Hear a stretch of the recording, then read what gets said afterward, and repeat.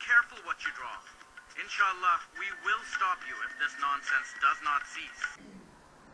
In many Canadian Islamic communities, that's what could happen to you if you speak out. You could be harassed and beaten to death. Alexandra Bain is an Islamic professor at St. Thomas University. She says, for someone to understand extremists, one should know their ideology. That's their ideology.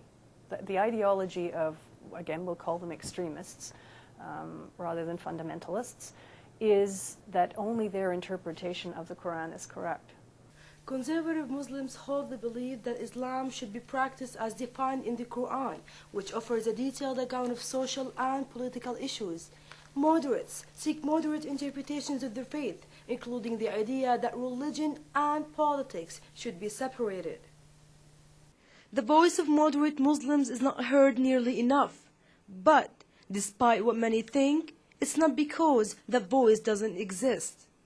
The other one is fear. The groups who have been supporting extremism are secretive, and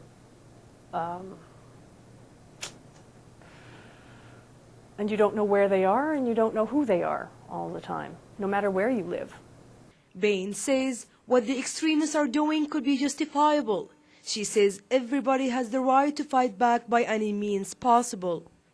Part of the argument would be the definition of an army.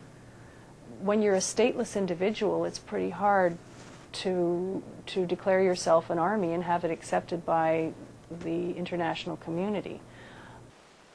The Holy Quran condemns suicide killing completely, and moderate Muslims all over the world are against it. I spoke with Dr. Muhammad Rashid, a professor of finance at the University of New Brunswick, and also an Islamic activist.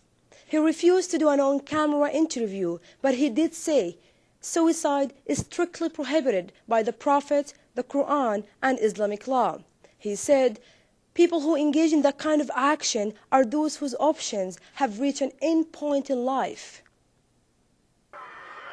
Muslims around the world believe that the battle between moderate and extremists will never end without the help of Muslims themselves. Reporting from Fredericton, for Stu Journalism, I'm Ayat Abiris Eid.